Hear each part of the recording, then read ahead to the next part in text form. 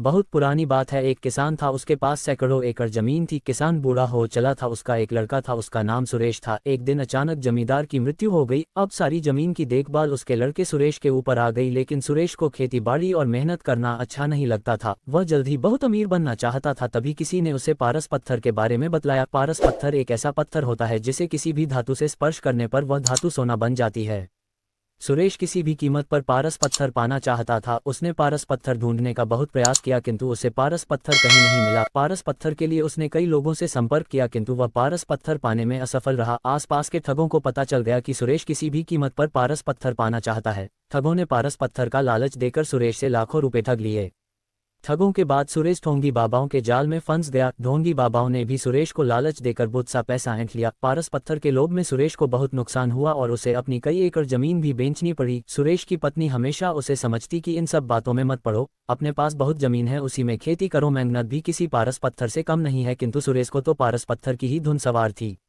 एक दिन गांव में बहुत पहुंचे हुए संत आए। सभी ने उन्हें अपनी समस्याएं बतलाई। सुरेश भी अपनी पत्नी के साथ उनसे मिलने गया और उन्हें अपनी समस्या बतलाई। संत सुरेश की बातें सुनकर मुस्कुराए और बोले, मैं जैसा कहूं वैसा ही करना तो तुम्हें पारस पत्थर अवश्य मिलेगा। संत की बात सुनकर सुरेश बहुत खुश और संत से बोला, कृपया कर मुझे वह तरीका बतलाएं जिससे मुझे पारस पत्थर मिल जाए। संत बोले, तुम्हें केले के पेड़ की पत्तियों के नोक पर जमा सुबह की ओस की बूंदें एक बर्तन में एकत्र करना है, और जब तुम 5 लीटर ओस की बूंदें एकत्र कर लोगे तो मैं उसे अभिमंत्रित कर पारस पत्थर में बदल दूंगा। लेकिन याद रहे, ओस की बूंदों में तुम पानी मिलाकर धोखा देने का प्रयास करोगे तो तुम्हारी पूरी मेहनत पर पानी फिर जाएगा और ओस की बूंदें पारस पत्थर नहीं बन पाएंगी।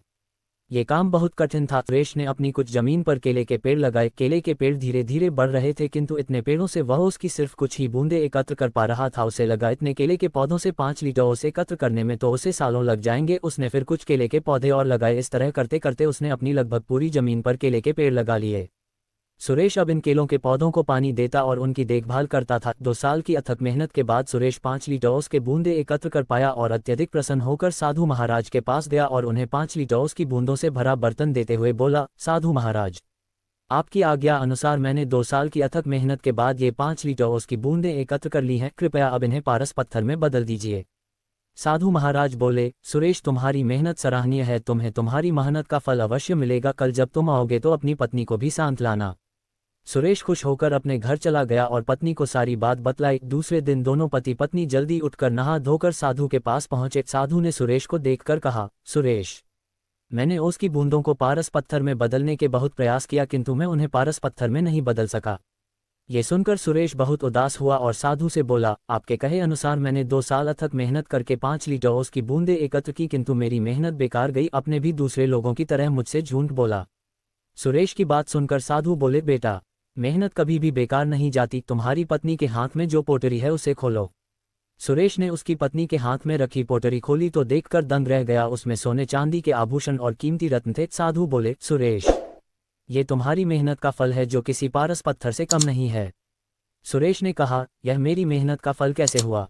साधु बोले, तुमने 2 साल से मेहनत करके जो केले के पौधे लगाए थे, 2 साल से उनमें फल भी लग रहे हैं, किंतु तुम्हारा पूरा ध्यान पारस पत्थर और ओस की बूंदों पर था और तुमने फलों पर ध्यान ही नहीं दिया। किंतु तुम्हारी पत्नी इन फलों को बाजार भिजवा दिया करती थी और ये सारे आभूषण और रत्न फलों की बिक्री से आए पैसों को बेचकर खरीदे हैं।